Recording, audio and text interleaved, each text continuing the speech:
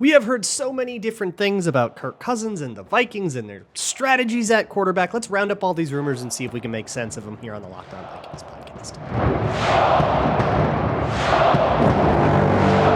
You like that? 3, 1, 2, 3. You like it? You are Locked On Vikings, your daily Minnesota Vikings podcast. Part of the Locked On Podcast Network. Your team every day. Hey, everybody. Welcome to the Locked On Vikings podcast, where we're always trying to learn something new. It's part of the Locked On Podcast Network, your team every day. And thank you so much for taking the time out of each and every single day to listen here to the Locked On Vikings podcast. I appreciate you all so very much. You can find the show wherever you find your favorite podcasts, whether it is YouTube or Amazon Fire and Roku if you download the Locked On Minnesota Sports app, or of course anywhere where you can simply listen to shows like the Sirius XM app, which we are partnered with them. Very excited about that. Today's episode is brought to you by FanDuel. Make every moment more. Right now, new customers get $200 in bonus bets if your first bet of $5 or more wins.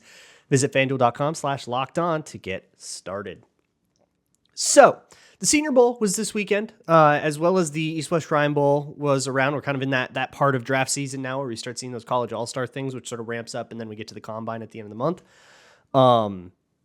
That then kicks off Pro Day season, and those Pro Days kind of sprinkle their way in for basically all of March and like some of April, and then we're basically at the draft. So we're going to kind of get to this point now where GMs and agents are going to be in the same bleachers like every weekend.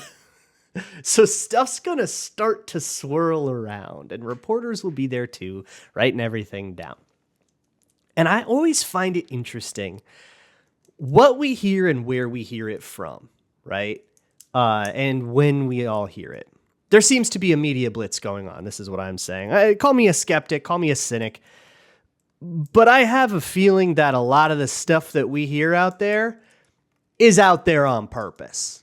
I don't believe that we live like certainly there are people who will just tell a reporter something because they're closer to that reporter than they are like loyal to the team, which is kind of like a reporter's goal is to build relationships that are that strong, right? It's like what they want to do. I think it's Ben Gessling talks about that a lot. And like that's certainly part of it. But I also think that part of it is, yeah, I'll give you a real scoop if you tweet this out.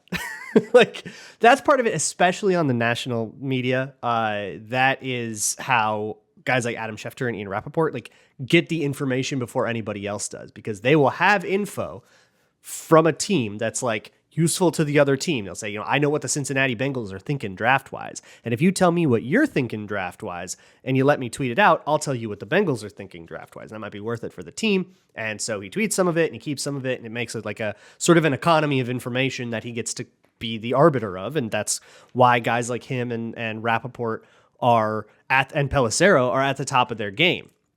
And I think Rappaport and Pelissero in particular also are willing to just like say what the team wants in exchange for other information. Say, yeah, I'll tweet out what you want, but you got to tell me something else that I can use. Like that is also part of the ecosystem of information. And I'm not telling you that because I did any investigative journalism. All right, that's been out there for a long, long time. But I think it bears repeating because it's not one of those things that is that like gets the traction where everybody gets to know it.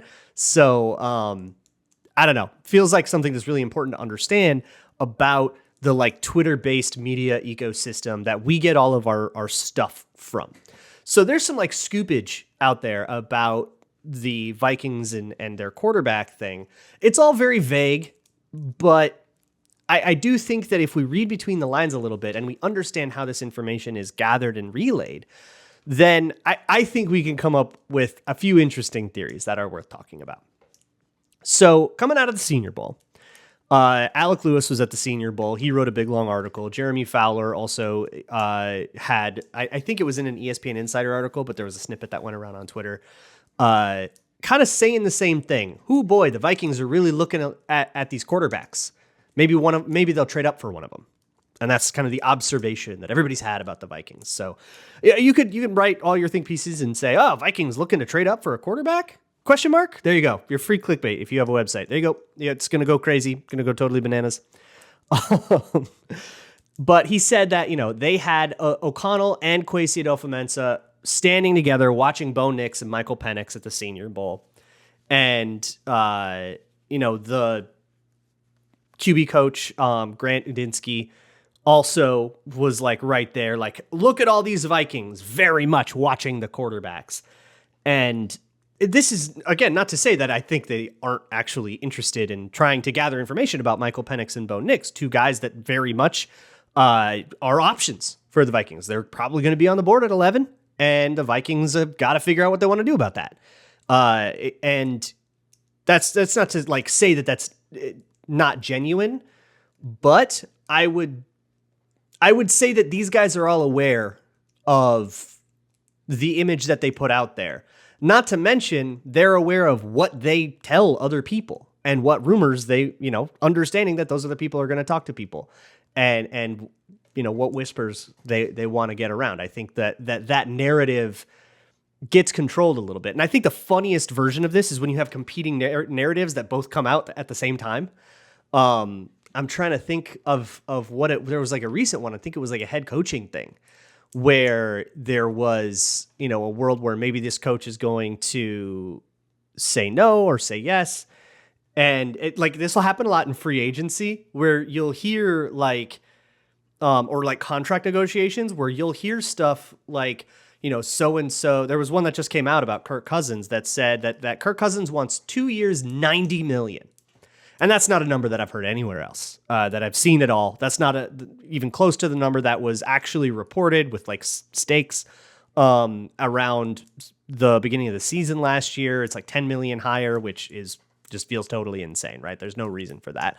And that's either the number you walk into the negotiation room starting at with the intention of negotiating down, or it's just BS. And that's something that you'll hear in a lot of QB negotiations. Lamar Jackson, Dak Prescott, I remember. The team will say, yeah, man, this guy's asking for $90 million over 2 years in an attempt to drum up a whole big public backlash to it that then they can leverage and hopefully use to kind of sour the mood around the negotiation and hope that changes the numbers a little bit. Like that's like a time-honored strategy. So the idea that the Vikings are looking a lot at the draft quarterbacks. My first reaction was like, duh. Of course they are. Could you imagine if they were like, nah, we don't really need to watch Bo Nix. We're fine. We saw his stats. We looked him up on PFF. It's cool. Like, could you imagine if that was how they approached this? No. Will they like him? Won't they like him? That is certainly up for more debate, but they're going to watch him. Yeah. They're going to pay a lot of attention to him at the Senior Bowl, of course, because the Vikings do not have a quarterback under contract for 2024 right now. So at the very least, that information will help inform their decision on Kirk Cousins whenever that comes. And that decision's going to have to come soon. We've got a little bit more than a month before that deadline is up. So we're getting there. But how these rumors come to be is always something that's really fascinating to me. Everything I've just said is very much speculative. Obviously, every situation is different. Some things are real. Some things are we'll say, psyops. We'll say psyops, CIA operations, and whatever is real in a psyop. You got head on a swivel. And for lay people like us, we don't get to know which is which. So we just have to be very careful about that and just try to think, who wants me to know this? You know what I mean? So there's a couple other rumors from Alex's piece and from elsewhere at the Senior Bowl that I kind of want to address. And we'll talk about what's going on here in Viking Land. All right.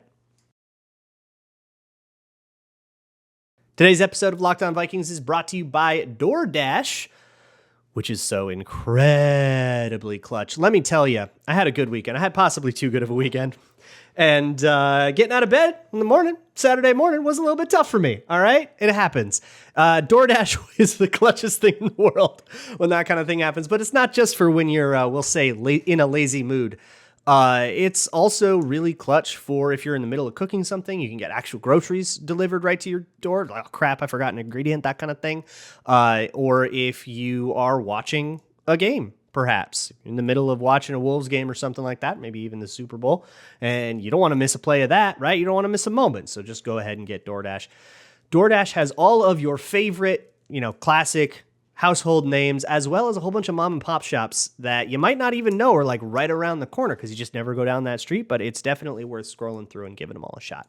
Right now, you can get 50% off up to a $10 value when you spend $15 or more on your first order when you download the DoorDash app and enter code LOCKED23. That's 50% off up to a $10 value when you spend $15 or more on your first order. Just download the DoorDash app and enter code LOCKED23. Subject to change, terms apply.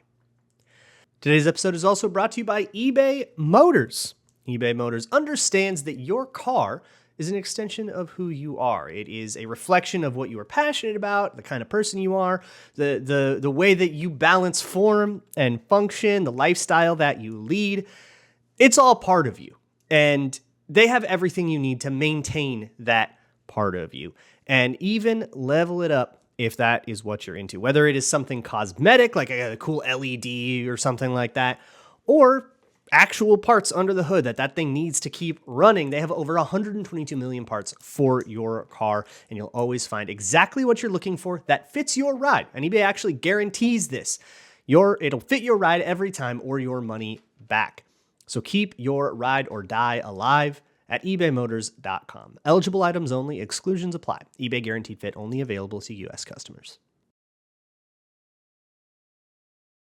Thanks so much for making Locked On Vikings your first listen of the day. If you want something more substantive that isn't just a bunch of rumor riffing, why don't you go head on over to patreon.com/LukeBraunNFL. Get some quarterback in you. There's a lot of quarterback breakdowns. I got 4 of them up, and they're all free to watch, all ranging between like 40 minutes and an hour. So if you want to learn about what I think of the quarterbacks and try to learn a little something about quarterback as well, go check that out. Also, check out if you want to keep up to date on all of the rumors, news, game recaps, all that stuff of all things Minnesota sports, check out Locked On Minnesota Sports and go to their live 24/7 YouTube channel. Flip that thing on in the background and forget about it, and you will never miss a beat. All right, enough ranting about the efficacy of rumors, which is, and like how they are created. Let's talk about some of these. Obviously, the big one is that the Vikings are really, really into quarterbacks. What does that say? Who do we think wants to know about that, right? And I think it's very much, a negotiation tactic on one side or another. I honestly think you could come up with reasons that it could come from one side or the other, right? That, hey, look at the Vikings. Their best bet is, Bo Nix, and nobody likes him, so they should pay Kirk Cousins. Like, that could be the logic that someone's trying to spurn. More likely, though, it's coming from somebody who wants the Falcons to feel like they should trade up. That's going to be my best guess. And I'm totally speculating here, so don't take any of this to the bank, all right? We're chilling on a Monday in February. We're spitballing. Don't worry about it. It's raining out where I'm at, we're just vibing. But the vibe that I get is that someone really wants it to be known that the Vikings are going to trade up. And that could be the Vikings themselves. They could just want to be putting out a big giant alarm that says, hey, everyone, we are open for business. You want to trade down? We want to trade up. Who's got it? Everybody in the top 5. Let's talk. There's obviously a lot more that has to go into it before something happens, but maybe that could be the case. And I'm sure that there is some genuine truth to the fact that they are doing a lot of work on Bo Nix and Michael Penix. But one of the other things that went out, and this is such a weird thing to me, it's from the Alec Lewis article as well. It is everywhere in the Vikings beat. I mean, everywhere. Everybody has written some piece, or at least had some quote or some tweet about just how much the NFC North is ahead of the Vikings right now. Oh my God, the NFC North is going to be such a tough division now, and they're screwed for the next 5 years. It's so gloomy. And I'm not used, I'm used to Vikings fan being doomy and gloomy. I mean, come on, it's Minnesota sports. But I'm not used to this much praise for other teams in the division. And I couldn't figure out why that was. And I thought about it a lot, and we'll talk about it. But here's what Alec Lewis wrote, actually, because I don't want to put words in his mouth. But he talks about how he was talking to an agent that says it's amazing how much the Vikings need. They've got all these needs on defense. But then he kind of goes on and says, well, their safeties are probably underrated. I don't think the Vikings are looking for a starting safety. I think they're perfectly happy with Bynum and Metellus. And if they want a rotational third guy to like compete with Lewisine, I guess that's something, but that's not like a make or break kind of deal, But hey, their corners underperformed. Like maybe they want another corner. They need a lot of help on that D-line. They're losing Jordan Hicks. It's like, oh man, they've got a lot of needs. And I can't help but feel like there is this double standard when I hear about like how the NFC North is so great, because if you look at the Bears have more needs, y'all. Like their roster is not complete, and they didn't go into 2023 expecting the roster to be complete. You can listen to Lauren Cox talk about all the time. Like that's something the Bears were perfectly at peace with, just like not really being competitive at all. And they got hot at the end of the season. They won a few games, right? They ended up 7-10, ended up with the same record as the Vikings. Good for them because the Vikings lost their quarterback, right? So, half a season without Kirk Cousins, you get a Bears season. That's about the difference. Actually, that kind of adds up. But like, if the problem is having a roster with a whole bunch of needs on it, you should not look at the Vikings as the worst team in the NFC North. That is still the Bears. They are still like very much in like a slow, arduous, lurching rebuild that they're now going to change quarterbacks for, by the way. I'm sure that'll be fine. And if you want to look at it as like assets, the Vikings have more cap space than they've had in like 12 years. And they have most of their draft cap. They still are paying for the TJ Hawkinson trade a little bit. They have a third rounder that's a fourth rounder instead. So they have no third, but 2 fourths. That's the difference between the Vikings draft and a normal. They still have their first, their second. They got 2 fourths, and day 3, they've traded all over the place, but they've got, I think, like a lot of day 3 picks. They've got like 9 picks going in. So looking at the Vikings as like this team without the tools to like fix the problems they have, it just doesn't add up to me. It just doesn't feel right to me. I would much rather be in a situation where they had 2 needs and not much cap space because they already have a bunch of good players. It's like, you need like 1 player in free agency and then you can kind of run it back, which is where the Vikings were for a decade. And that's, I think, much easier to find sustained success when you don't need to hit on 8 acquisitions in an offseason. And that's kind of where the Vikings are at. So I don't love where the Vikings are at. Don't mistake me for like sticking up for where they are right now. I think they're in a rough spot. But I don't think that it's a lack of assets that makes it a rough spot. I think it's a lack of like good players. It's like, yeah, their roster kind of sucks. No wonder they have all the cap space now all of a sudden. And they're, they very, I think very quietly got rid of a bunch of players. Like, did we forget that they cut like 6 people last year, or at least let them walk? Did everyone forget that like 2 years ago, the makeup of this team was completely different? Or are we just saying that they're running it back because they might have the same quarterback? Let's be honest. Is that what we're hearing? Is that what's happening right now? They maybe have the same quarterback in Danielle Hunter, so they're the same team. Is that what y'all are doing? Because I think that's a little bit what y'all are doing. Maybe not. I don't want to put words in anybody's mouth, but I kind of feel like a little bit, if it's the same quarterback, it's the same team. And I think Lockdown Vikings listeners, my hashtag everydayers, I think you guys can know better. But I also think that there is a weird double standard. And like, look, I guess if you win more games, right? The Lions won a lot of games. So stuff like trading up for Jameson Williams, which, make no mistake, abject catastrophe. That is a catastrophic acquisition. And they hit on a couple other picks last year, so it kind of obfuscates the whole thing. But here's another thing, all right? I'm not calling anybody out, but I want you to check on yourself, all right? Look in the mirror. You be your own police, okay? I don't need to check on you for you, but you look at yourself. If the Vikings had the 32nd pick and they traded up to 12, and with that pick, they took KJ Osborne, and they got the career that KJ Osborne had, where he basically didn't see him rookie year, and he kind of suddenly came out. He turned into like a wide receiver 3, guy like that's going to maybe compete for wide receiver 2, and that's about it. How happy would you be? Because Jameson Williams is on a really similar track, y'all. Like, I think if the Vikings had done that, we would be incensed. Even if they won some more games, we would be incensed, and we'd be right to be incensed. It was a genuinely horrific transaction for the Lions. And so I wonder, like, I think that there is a clear double standard, and maybe I'm just overly exposed to cynical Vikings fandom. But if that's the case, then let me talk to that cynical Vikings fandom, and less the national media or whatever.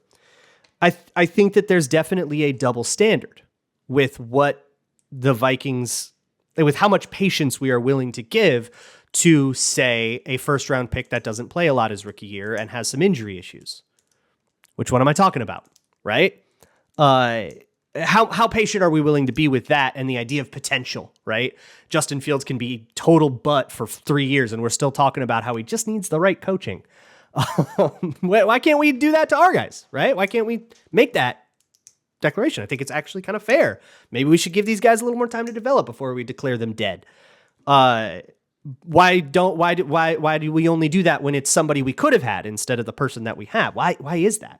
And maybe for the cynical Vikings fandom, it's just because we have negativity bias and that's how our human brains work. But when that starts to leak into the official reporting around the team, I gotta wonder, right? Because those guys, especially the very straight and narrow, kind of pressed shirt kind of journalists that don't typically insert their own opinions into things, right? They don't think they aren't coming at this saying this is my opinion and you care about it. They're coming at it saying this is what someone told me, right? This is what the vibe in the building and I'm reporting to you.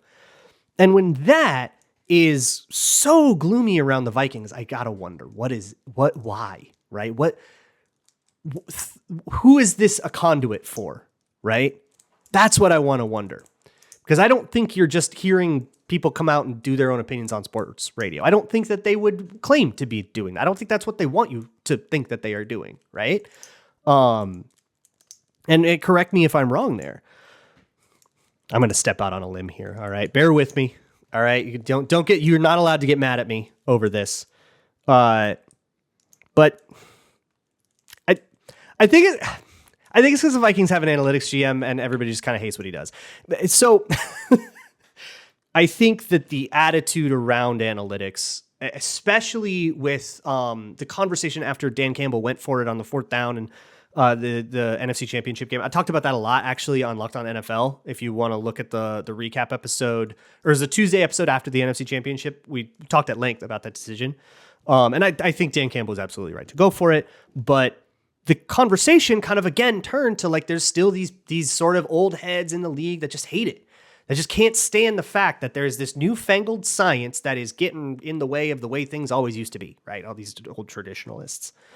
And I think if that is a sentiment in the NFL, it does not surprise me a lot that when a young, will say, not totally inexperienced, but relatively for a GM, which Kwesi absolutely was. He had, I think, like 5-6 years of actual football experience. It's a lot. That's not a lot for a guy who's getting a GM job. In an analytics department, which is totally unprecedented, we're already out in uncharted territory. He kind of becomes the representative for analytics in the NFL, right? He's the guy. And so when he makes an in-division trade, I think that there's a lot of desire for that to not work out. I think a lot of people are rooting against the Vikings. And maybe I'm just being a homer. But I think a lot of people in the league just want the Vikings to fail so that doesn't become a trend. And if you don't believe me, then why do we get Mike Florio coming out every time that there's a 4th down thing saying that some executive texted him some boomer nonsense about it? People hate this stuff. I mean, they really hate it. They feel personally threatened by it. So I don't see why we wouldn't kind of feel the same thing oozing out through the conduits that talk about the mood of the NFL, like people walking around at the Senior Bowl and seeing what people are saying. I think a lot of people are rooting against the Vikings. I hope they take that as bulletin board material. But among those is another thing we just heard that, oh, wow, maybe the Vikings were really into Jahmyr Gibbs. We'll talk about that next. Thank you to the sponsor of today's episode, FanDuel, America's #1 sports book. The Super Bowl is just around the corner. It is this week, everybody, and that is extraordinarily exciting because that is betting Christmas. All of the crazy prop bets are up on FanDuel. They are all so much fun. You can bet on the Gatorade color. You can bet on first touchdown scorer, anytime touchdown scorers, stuff like whether or not there will be a punt in the second quarter, crap like that. So head on over to FanDuel.com. And right now, you can get $200 in bonus bets if your first bet of $5 or more wins. And that can be on anything. Does not have to be the Super Bowl necessarily. If you're really into basketball, go bet on a T-Wolves game or something like that. Whatever you do, Make a bet of $5. Go bet on some heavy favorites money line or something like that so you can get your $200 in bonus bets back. Just visit FanDuel.com/lockedon to sign up. That's FanDuel.com/lockedon. Make every moment more with FanDuel, an official sportsbook partner of the NFL. Moving on here with this episode of Locked On Vikings podcast, little rumor roundup going on. Another one from Alec Lewis's piece, which I will link in the show notes. Please yell at me if I forget to. I want to make sure I'm like couching all of his stuff right now. So just go read that article, please, if you have an athletic subscription. And I'm just kind of riffing on his stuff. But the third one, there's 7 of these in here too. I'm only talking about the first 3. The third one here is Jahmyr Gibbs was high on the Vikings board. They were fascinated, or I think enamored was the word he used. And if he had fallen to 23, he would have been a, quote, serious consideration. This has been exploded by all of the Twitter aggregator accounts and all of the sort of grifter types that just want your attention but don't actually want to improve your experience or improve your understanding of the situation. This has been taken and run with forever. And I don't really understand why people are surprised by this. Jahmyr Gibbs, if you look at Arif Hassan's consensus board, which I think is a reasonable proxy for how everyone felt at the time, he was 25th and the Vikings picked 23rd. Like, he was right there. So yeah, it kind of feels like he would be high on their board there. If he had fallen to 23, it would have been a sensible pick there, just based on like league consensus at least. You got to get past the drafting running backs thing and all that.